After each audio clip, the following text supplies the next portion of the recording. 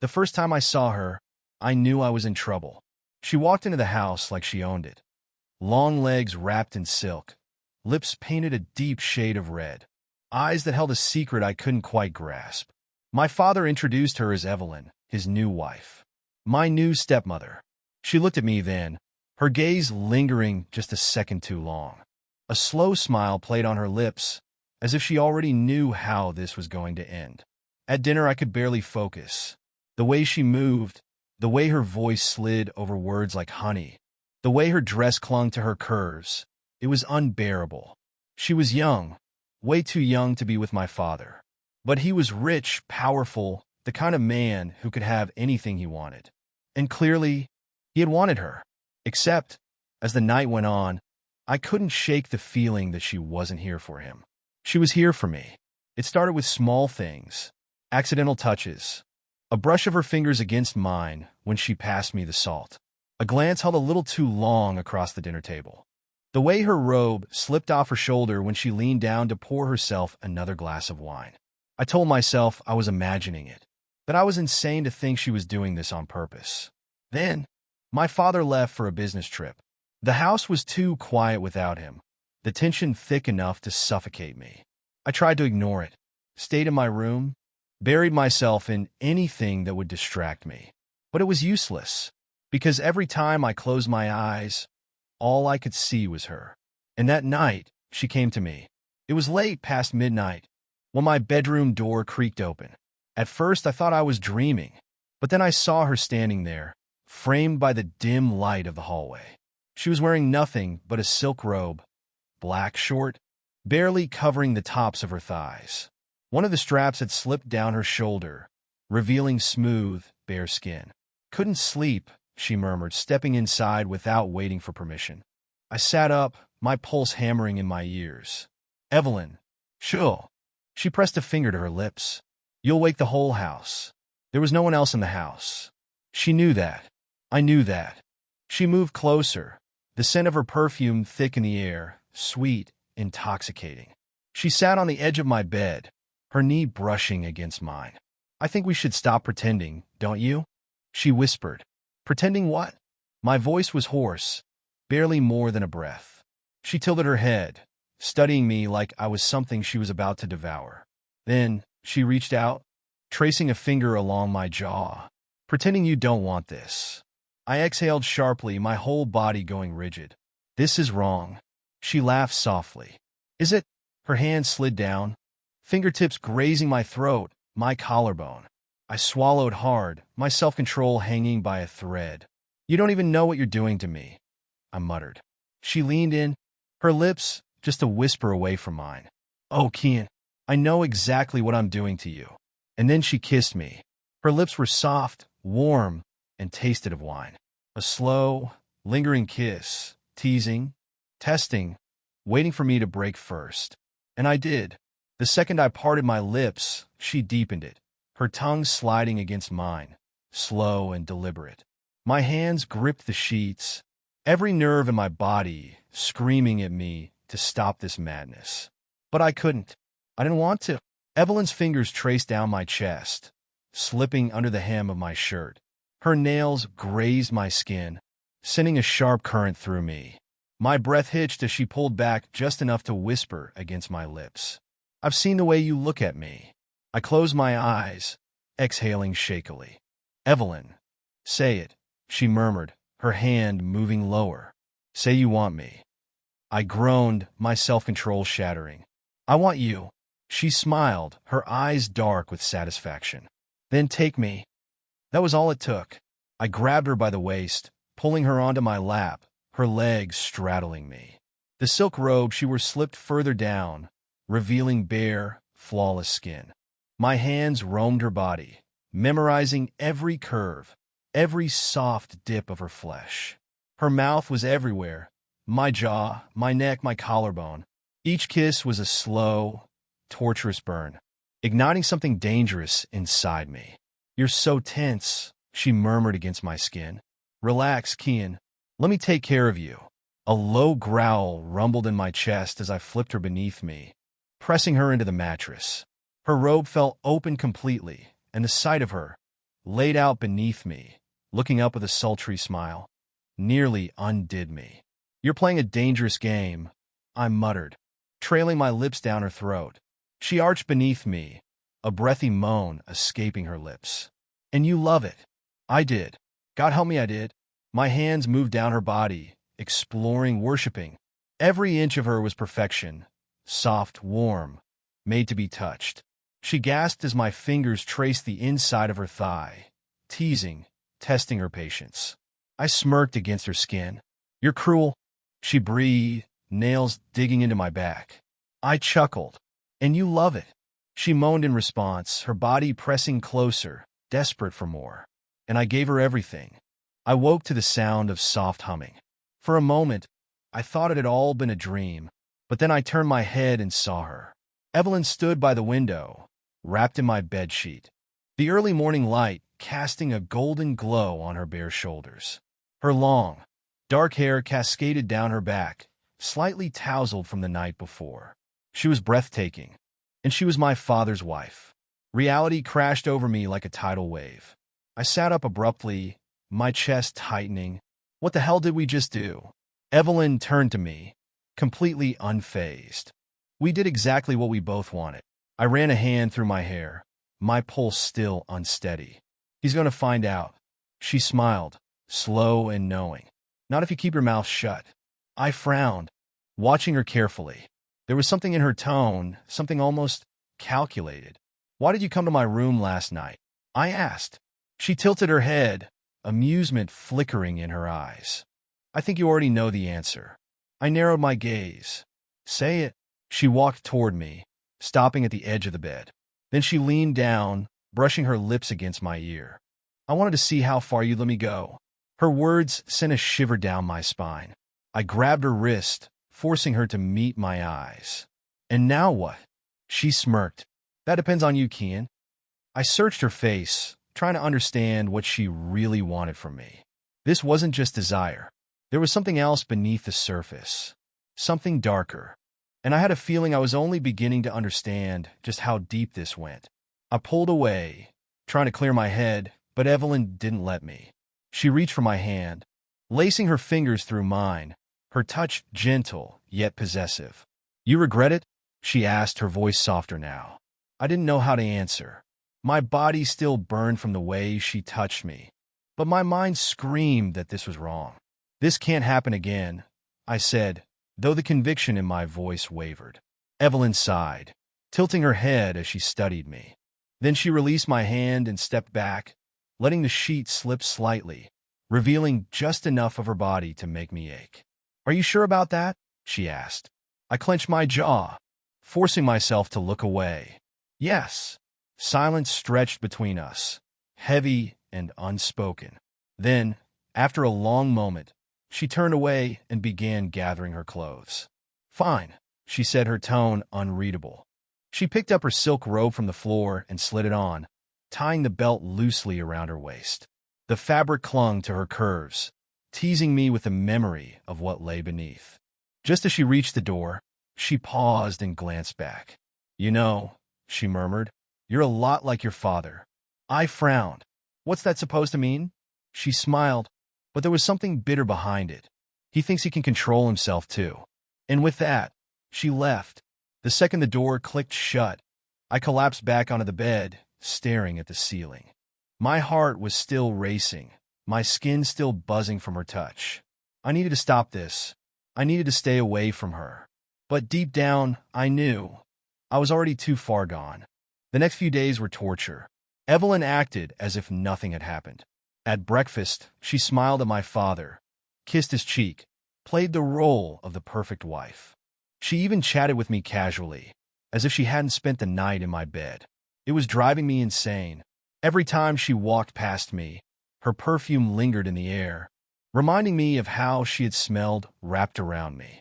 When she bent down to pick something up, I caught glimpses of smooth, bare skin beneath her robe. She was toying with me, pushing me, waiting for me to break. And I hated how much I wanted to. One night, I couldn't take it anymore.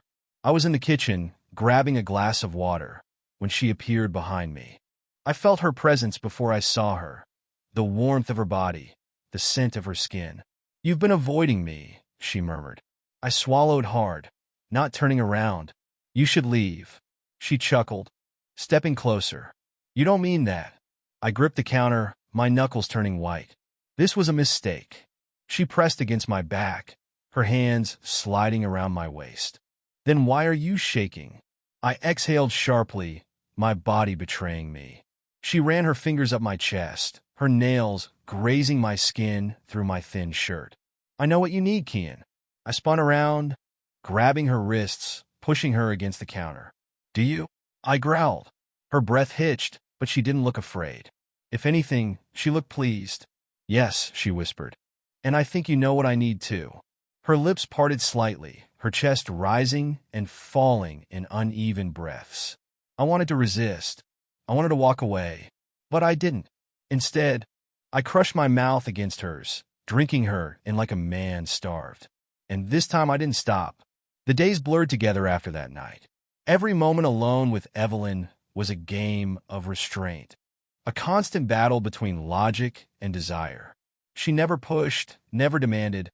I was the one who kept coming back.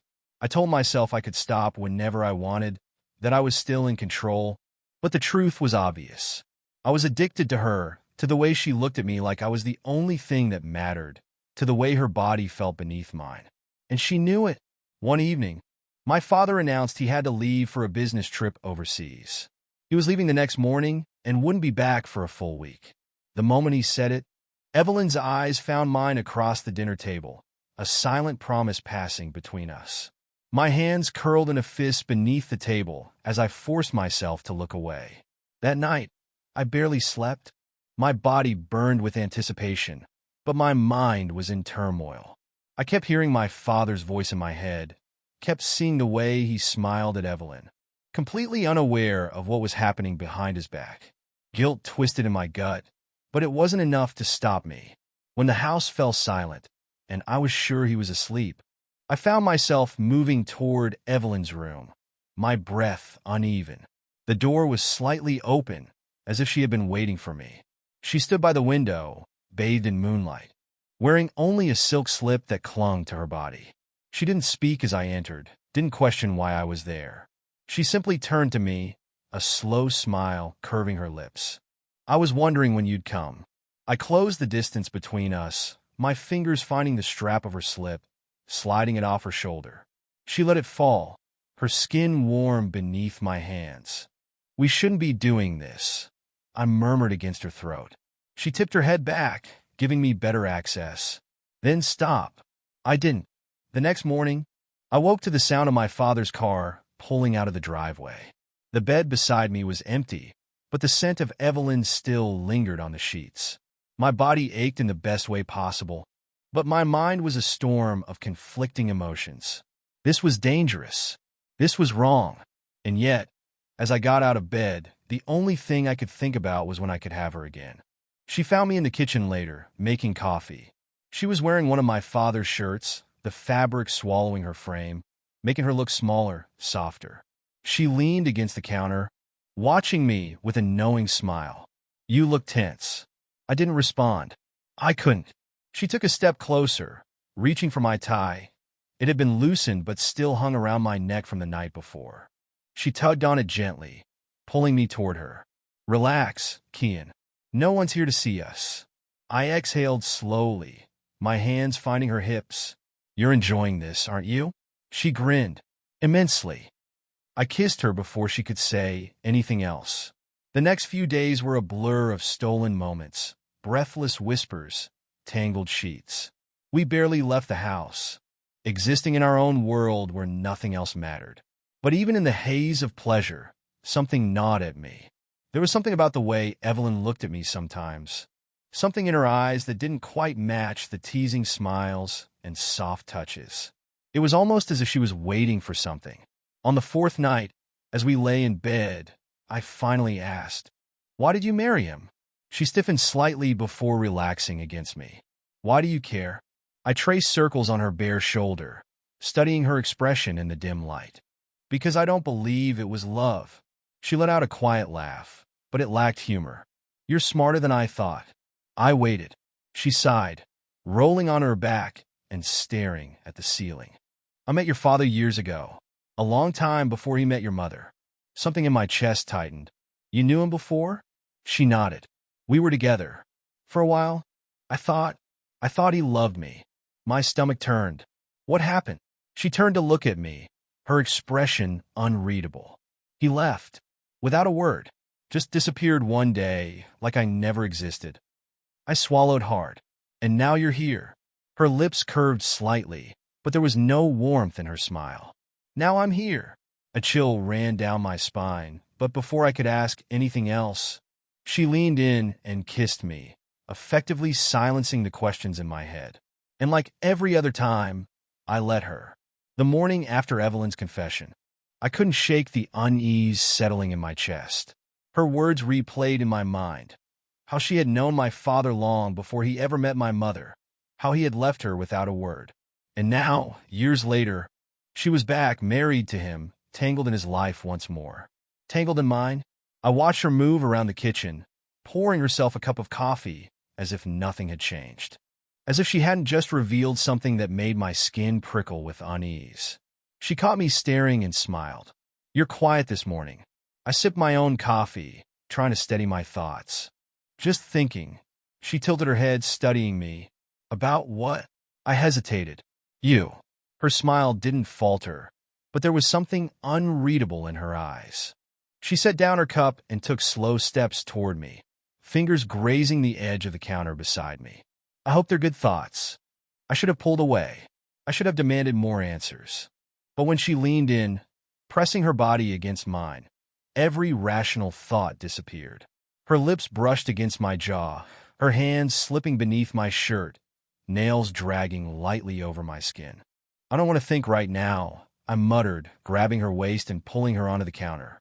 She laughed softly, wrapping her legs around me. Then don't. And I didn't. The next few days passed in a haze, but the unease never left me. Every time I was with her, it felt too good, too intoxicating, too easy to drown in. And every time we weren't, I was left with a gnawing feeling that I was missing something, that I was walking straight into a trap, and I didn't even care. On the fifth night, as I lay in bed beside her, I finally voiced what had been bothering me. Evelyn, why did you come back? She didn't answer right away. Instead, she turned to face me, fingers tracing the line of my collarbone. Do you really want to know? Yes. She exhaled softly, her gaze locking onto mine. Your father ruined my life, Kian. My breath caught in my throat. What? She smiled, but there was no amusement in it. I loved him. I would have done anything for him. And he tossed me aside like I was nothing, like I was disposable. She paused, her voice quiet but sharp. So I decided to return the favor. A cold chill ran through me. What do you mean? She sat up slightly, resting on one elbow, looking down at me. I didn't come back to be his wife, Kian. I came back to destroy him, to take everything from him the way he took everything from me. The room suddenly felt too small, the air too thick. I pushed myself up, staring at her in disbelief. And I'm part of that plan, aren't I? Her eyes softened. You were unexpected. I swallowed hard, but not unwelcome. She reached for me, fingers brushing against my jaw. Never. I should have felt angry, betrayed. But all I felt was this devastating pull toward her, the same pull that had consumed me from the beginning. I had been a fool to think this was just an affair, a reckless mistake between two people who couldn't resist each other. No, this was something far darker. And despite everything, I still wanted her. I sat in silence, staring at Evelyn as her confession hung heavy between us. My chest tightened with something I couldn't name: anger, desire, fear. Maybe all of them at once. I had known there was something more to her, something dangerous beneath her soft smiles and teasing touches. But I had ignored it, let myself be consumed by the way she felt against me, the way she made me lose control. Now, there was no turning back. Her fingers trailed down my chest, her touch feather-light, almost comforting. I didn't plan for this, she murmured. For us. I let out a bitter laugh. And yet, here we are. She leaned in, her lips brushing against my neck, her breath warm. You can walk away, Kian. Could I? I knew I should. Knew that every second I stayed, I was getting pulled deeper into something I couldn't escape. But the thought of leaving her made my stomach twist. What happens if I don't? She pulled back just enough to meet my gaze. Then you're mine. The words sent a shiver down my spine, but not from fear. No, it was something darker, something I didn't want to name. I reached up, cupping her face, my thumb tracing the corner of her lips. And what about my father? Her expression didn't change. He deserves to lose. I should have hated her for it. Should have pushed her away and ended this before it went any further. But instead, I kissed her. Hard. Desperate. Because she wasn't the only one who wanted to watch my father fall. Her fingers tangled in my hair as she pulled me closer, her body pressing against mine like she could drown out the rest of the world. And maybe she could. Maybe that was why I had let her consume me so completely. The sound of a car pulling into the driveway made us both freeze. My father, Evelyn, was the first to move, slipping off the bed with practiced ease, grabbing her silk robe from the floor. She tied it loosely around her waist, shooting me one last look before heading for the door. Stay here. I didn't.